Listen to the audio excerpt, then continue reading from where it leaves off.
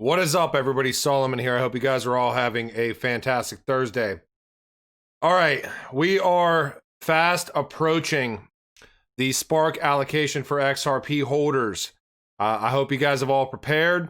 We're going to go through it a tiny bit on this video here. There's some other news that I wanted to get through as well. But first and foremost, I wanted to start off with this. I got a text message from a guy that I worked with back in 2017 through late 2018. And, some of these individuals did buy into digital assets. He texted me. Well, tried calling me last Thursday, and then he texted me.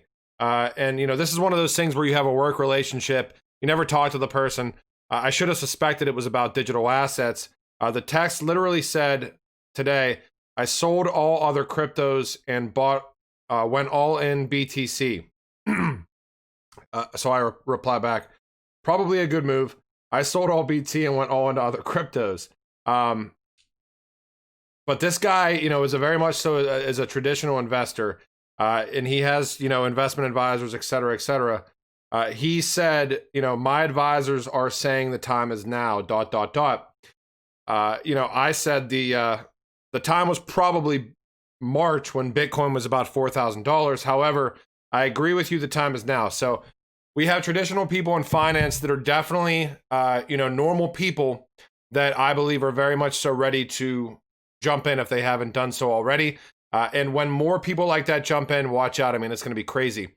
All right, I wanted to present this today. Two things from Mickey B. Fresh because there were really interesting things about Flare.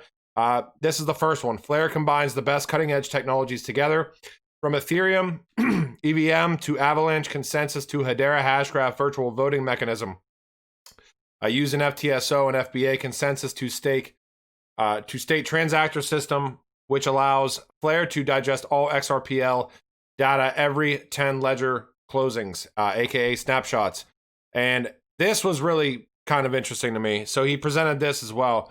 This was an article on LinkedIn, 10 reasons to obtain and maintain Spark tokens. Number one, members of Ripple support the utility fork, the value variance towards this new network. And this is essentially just saying, forks of other networks in the past, quote unquote forks or whatever you want to call them, like Bitcoin to Bitcoin Cash or Satoshi's Vision or whatever. These are like opposing networks. This network through Flare and the Spark allocation is very much so a supporting mechanism for the XRP and the XRPL. So I'm curious to see how this, develops over time. So number two, distribution of Spark tokens among a base of clients who have already undergone the KYC filter and can now legally receive the tokens. 3, a very trustworthy and predictable governance system is created from the start. 4, bridge between networks. Cosmos and Ethereum are in here. We're going to see Cosmos and Ethereum in a second here from a World Economic Forum document that I found this morning. SDA, Spark-dependent apps. A foundation will be launched whose duties and functions will be clearly established with a company focusing on more operative tasks. Obviously, you can go to this LinkedIn and read through these entire things, but I am going to try to get through this video for you all. Participants, number 7, will be able to add data to the network and will be granted prizes for that. Number 8, the XRP representation over Flare, FXRP, is quote-unquote trustless because it relies on the stock trading carried out by agents. Number 9, the Spark tokens will be available for their use as collateral assets in the network for dApp developing. And finally, number 10, existence of incentives to become a transaction validator and an active agent in the network. All right, talking about Cosmos and Ethereum. This just came out last night from the World Economic Forum. Bridging the governance gap, interoperability for blockchain and legacy systems. I shared this on Patreon first thing this morning. I realize that I don't share everything that I shared to Patreon on here, but there are some interesting digital assets mentioned in this paper. Polkadot is mentioned. Now it's not going to let me search. Polkadot is mentioned. Cosmos is mentioned. Ramp, the Ramp network is mentioned. Ethereum is mentioned. Chainlink is mentioned. Oh, that's why, because it's not downloaded the right way.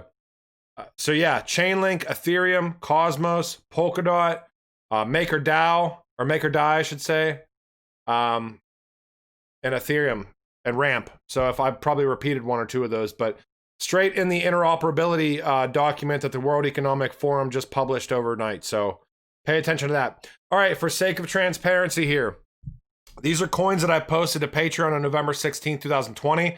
I am trying to gather a list. I've got a good number of them together for the next update. This is essentially just when I posted and the valuations that they are now. So I posted Crust. These are all November 16th to now. Again, just for transparency for everybody. I posted Crust November 16th, 10.20% since then. Barnbridge, 27.6% positive. Keeper 3 V1, 180%. Luxo, 6.6%. Origin Protocol, minus 17%. Kusama, plus 27.9%. Bella Protocol, plus 20.7%. Alpha Finance, 25% plus. Smart Credit, minus 11%. Octo FI, plus 40%. And Frontier, plus 78%.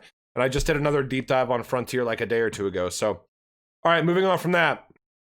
There was some very large whale movement going on. I saw this first from Jussie J, which is Justine in the XRP community. 100 million XRP, 57,684,586 US dollars transferred from Ripple to Uphold. Looks like they are going to be participating in the quote unquote airdrop. Now, it does talk about how much money that cost. That transaction fee for 150 million XRP worth nearly $84 million was only 0.0005 XRP, worth far less than 1 penny. Moving on. Now, if you want to pay attention to when this actual snapshot is going to occur, Galgatron on Twitter posted about this. Here is the countdown timer, so you do not need to pay attention to time zones. It's only as accurate as your computer clock, so beware. So shout out to Galgatron for posting this, because I know that there's been a couple of mistakes. 1 day, 38 minutes and 6 seconds, 5 seconds, 4 seconds, 3 seconds. You know, you get the picture. JP Morgan executes intraday repo transactions using blockchain. JPM coin facilitated payment in exchange for collateral. This is through this Onyx technology or Onyx network. So pay attention to JPM. We all know that that's another walled garden. Monetary Authority of Singapore, who we know is a Ripple partner. Greenlights, DBS Digital Exchange, SGX invests. Now, DBS has very much so been involved with Ripple for quite a long time. We can even look back in the past year. I think Bank XRP found something earlier in 2019 that directly stated, DBS Bank mentions Ripple as the cheapest option for lowest cost routing. It mentions Swift/telegraphic transfer as the most expensive. Cross-border ACH is cheaper than that option, and Ripple is the cheapest. And I would argue the fastest for finality and settlement purposes. This is the article that Bank shared right through DBS. And if you are not following Bank XRP on Twitter, I very much so recommend. He is like the oldest of old school as far as researchers is concerned in the XRP community. And he also has a YouTube. I will link the Twitter account and his YouTube account to this video. So we can see lowest cost routing through DBS. We can see right down here at the bottom, Ripple is the cheapest. Now, when they initially made this announcement, if you have been paying attention and watching some of my videos, they made this announcement like 3 or 4 weeks ago and then deleted it. Right here, October 27th. So about over a month ago. DBS Bank Crypto Exchange supports XRP, BTC, Ethereum, and Bitcoin Cash. Crypto Eddie had the Cash Aid version available on her video. I don't know if that's still available or not, but it looked like they let the cat out of the bag a little bit early and announced this before they wanted to. But now they've announced it again. And we know that there's been multiple banking institutions over the past week, the past couple of days, stating that they're very much so going to be having cryptocurrency exchanges and very much so going to be offering institutional trading. And you better believe that those platforms are going to have settlement enablement across the board for a utility purpose, not just speculative trading as well. Standard Chartered, was just yesterday. So this is the initial announcement here. Hold on. Is it going to make me do the...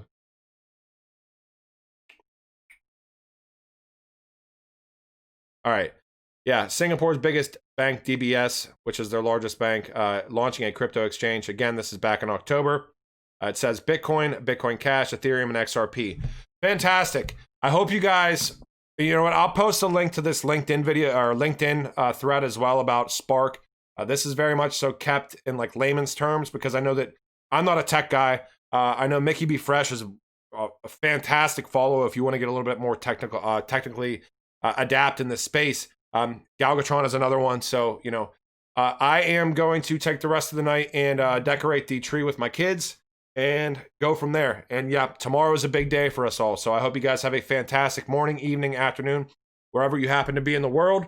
Yeah, if you want to support me on Patreon, great. If you want to like and subscribe to this YouTube video, great. If not, that's fine as well. Take it easy, everybody. Later.